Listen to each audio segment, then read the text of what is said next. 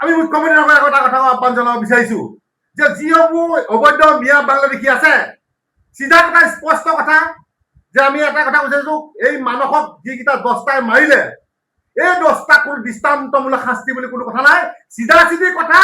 ধাৰ ধাৰ ধাৰ ধাৰ ধাৰ এটা এটাকে বুকু ফুটুৱাই ফুটুৱাই উৰুৱাই দিব লাগে চিধা চিধি কথা আৰু ইয়াৰ পিছতো যিমানখিনি আহি ইয়াত অবৈধ বাংলাদেশী আছেহি আমাৰ আজি মোৰ বন্ধু শৃংখলা কৈ আছে যে প্ৰায় 7,000 বাংলাদেশী বিহুবৰ চন্দকত সোমাই আছে এই গোটেইখিনিকে পৰাপক্ষে দিখনত উটুৱাই দিব লাগে নহলে কিন্তু আমাৰ একদম কাল যেনেকে অমানিশা এটা ৰাতি হবলৈ গৈ আছে কিন্তু অসমখন যেনেকে আমাক বানপানীয়ে যিটো প্ৰলয়ৰ সৃষ্টি কৰিলে বলিয়া মানে যিটো যেনেকুৱা এটা ধৰণৰ সৃষ্টি কৰিলে তেনেকে কিন্তু অবৈধ মিয়া বাংলাদেশীয়ে কিন্তু এই যি বানপানীৰ আলম লৈ ইয়াত থিতাপি লৈছেহি বিহুবৰ চন্দকত এইখিনিয়ে কিন্তু আমাক খুলি অজগৰ দৰে গিলি খাব অসমৰ জনগণক কথাই কৈছো যে সময় থাকোতেই আমি যদি কোনো ধৰণৰ সিদ্ধান্ত নলওঁ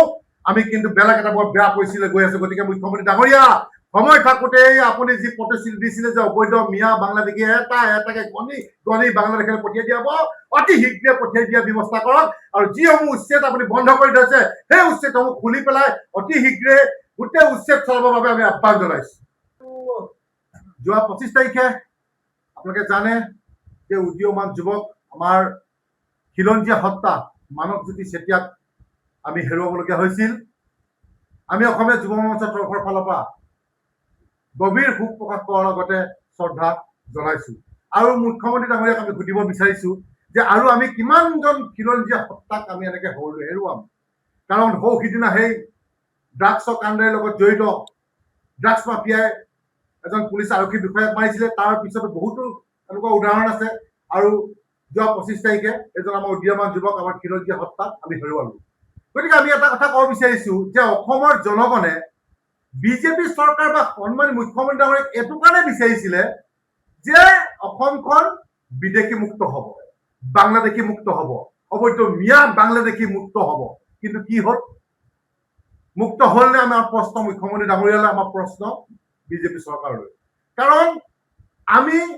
অবৈধ নাগৰিকৰ বিৰুদ্ধে অবৈধ বাংলাদেশীৰ বিৰুদ্ধে সদায় সৰব হৈ আছো এতিয়া আমি যি দেখিছো যে আমাৰো প্ৰাণৰ ভয় আহি পৰিছে গতিকে আমি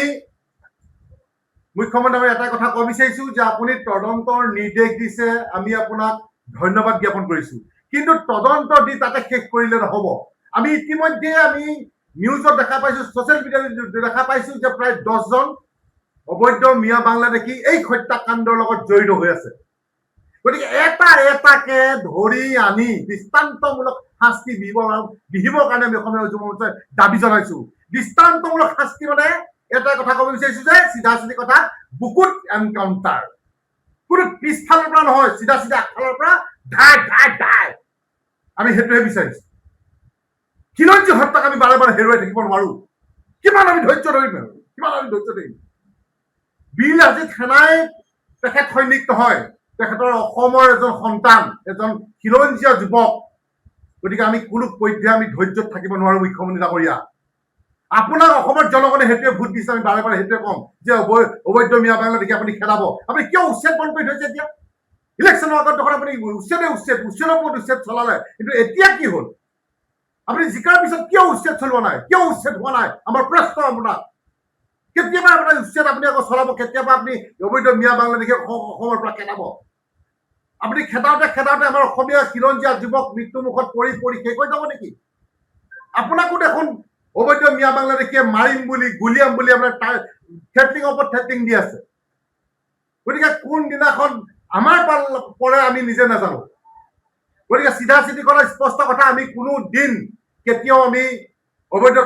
বাংলাদেশীৰ লগত কম্প্ৰমাইজ কৰা নাছিলো আৰু নকৰো আমি সিদিনাও কৈছিলো যে এজন ব্যক্তি আহিছে সহায় কৰা চলেৰে যে ইয়াত গোটেই বাংলাদেশে ভৰি পৰিব আজি হঠাৎ প্ৰমাণিত হ'লনে কিন্তু কি আছিলে সেই সময়ত কেনেকৈ আমাৰ নিজৰ খিলঞ্জীয়া কিছুমানে আমাক গালি পাৰিব লাগি গ'ল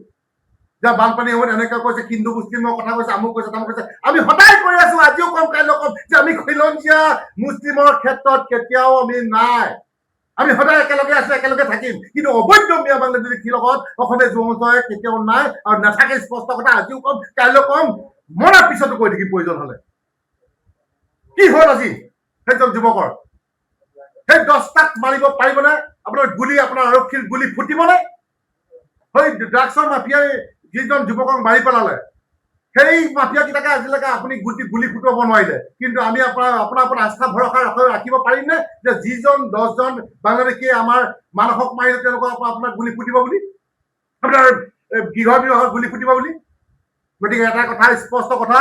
যে চাওক, আৰু এটা কথা কওঁ যে 500 টকা বিলাই ভৰি ধৰাই দিলে অসমীয়াক, খিলঞ্জীয়া অসমীয়াক ভৰি ধৰাই দিলে এজন আহিয়া। সেইজনৰতো পাল আছে, সেইটো আমি এৰি দিয়া নাই। সেইজনৰ হিচাপ আমি প্ৰত্যেকটো হিচাপ আকৌ ল'ম।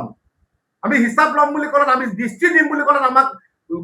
উপৰি আমাক খিলঞ্জীয়া কিছুমান মানুহে গালি পাৰিলে। কিন্তু আজি কি হ'ল, এজন যুৱক হেৰুৱালো, কাইলৈ পখিলে শুনিব যে উজনি অসমত আমুকৰ ঘৰ, আমুকৰ ছোৱালীজনী বোলে আমুকটো মিস্ত্ৰী আছে লৈ গ'ল, আমুকটো আছে, তামুকটো হৈ গ'ল, আমুকে বোলে সোণৰ চেইনডাল ডিঙিত দেখিলে মাৰি পেলালে, যেনেকে নগাঁৱত সেই মানুহক কি মাৰি পেলালে,